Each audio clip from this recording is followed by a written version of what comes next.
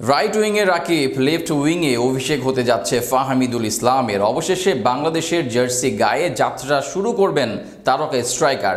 থাকতে পারেন হামজা চৌধুরী, গোলকিপিংয়ে মিতুল মার্মা। ভুটান ম্যাচের জন্য এবার শক্তিশালী একাদশ সাজাচ্ছেন কোচ হ্যাভিয়ার কাবরেরা।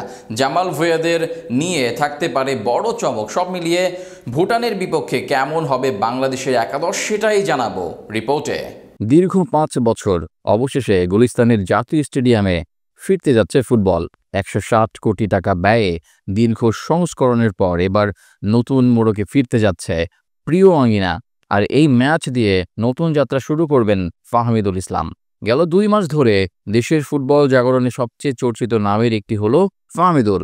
ভারত ম্যাচের আগে সৌদি আরবে ক্যাম্পে যোগদান, শেষ সময়ে এসে চূড়ান্ত স্কোয়াড থেকে বাদ পড়া, সব মিলিয়ে অনেক নাটকীয়তা জন্ম নিয়েছিল তাকে ঘিরে। তবে অবশেষে সবকিছুর অবসান হয়ে বাংলাদেশের জার্সি গায়ে অভিষেক হতে পারে ইতালিয়ান প্রবাসী ফুটবলারের। এদিকে সিঙ্গাপুরের বিপক্ষে মহা গুরুত্বপূর্ণ ম্যাচ থাকলেও ভুটানের বিপক্ষে ম্যাচ দিয়ে দেশের মাটিতে অভিষেক হতে পারে হামজা চৌধুরীর। গতকাল দলের সঙ্গে যোগ দিয়ে এখন নিয়মিত ঘাম ঝরাচ্ছেন অনুশীলনে। তাদের নিয়ে শক্তিশালী একাদশ গড়ায় মনোযোগী coach heavier Cabrera. Friendly match হলেও ভুটানের বিপক্ষে লড়াইয়ে পূর্ণ গুরুত্ব দিচ্ছে বাংলাদেশ। এই ম্যাচে টাইগারদের গোল পোস্টের দায়িত্ব সামলাবেন ঢাকা আবাহনীর গোলকিপার মিতুল মার্মা। ক্লাবটির হয়ে দুর্দান্ত সিজন পার করেছেন তিনি, নজর কেড়েছেন বেশ কিছু দুর্দান্ত সেভ করে। সেন্টার মিডে থাকবেন সহ অধিনায়ক তপু বর্মন ও অভিজ্ঞ রহমত মিয়া। এছাড়া রাইট ব্যাক পজিশনে বাংলাদেশের সবচেয়ে বড় আস্থার নাম ৫ বছর আগে ফিনল্যান্ড থেকে আসা তারিক কাজী। আর লেফট ব্যাক পজিশনে থাকতে পারেন সাদউদ্দিন। তবে একই পজিশনে তার সবচেয়ে বড় প্রতিদ্বন্দ্বী হিসেবে আছেন ছোট ভাই তাজউদ্দিন। তাই তাকে যদি পরখ করে দেখা যায়, সেখানেও অবাক হওয়ার কিছুই থাকবে না। মিডফিল্ড পজিশনে গত ম্যাচে অধিনায়ক জামাল ভুঁইয়া সুযোগ না পেলেও এই ম্যাচ দিয়ে প্রত্যাবর্তন করতে পারেন তিনি।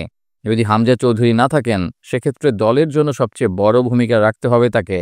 আর যদি হামজা থাকেন, তাহলে তিনি খেলবেন ডিফেন্সিভ পিডে। এছাড়া মধ্য মাঠে দেখা যেতে পারে আরেক প্রবাসী তারকা কাজিম শাহকে। গত সিজনে ১৬ ম্যাচে একটি গোলের পাশাপাশি ২টি অ্যাসিস্ট আছে তার নামের সঙ্গে। তার সাথে অ্যাটাকিং ফরওয়ার্ড হিসেবে থাকতে পারেন তরুণ শেখ মুরসালিন। এছাড়া ক্যাবরেরার ফরমেশনে যদি ৪ জন মিডফিল্ডার থাকে, সেক্ষেত্রে সুযোগ পেতে পারেন বড় সোহেল রানা। আর যদি তা না হয়, তাহলে লেফট উইঙ্গার হিসেবে দেখা যেতে পারে ফাহমিদুল ইসলামকে। ইতালির 4th টায়ারে খেলা ফুটবলার এখন বাংলাদেশ দলের সবচেয়ে বড় বাজির ঘোড়া। তার সঙ্গে ডান প্রান্তে থাকবেন জাতীয় দলের পরীক্ষিত পারফর্মার রাকিব হোসেন, যিনি কিনা বর্তমানে দলের সেরা ফরওয়ার্ড হিসেবে খেলে থাকেন। তাদের সাথে সেন্টার ফরওয়ার্ড হিসেবে থাকতে পারেন পুলিশ এফসির আলোচিত স্ট্রাইকার আলামিন হোসেন।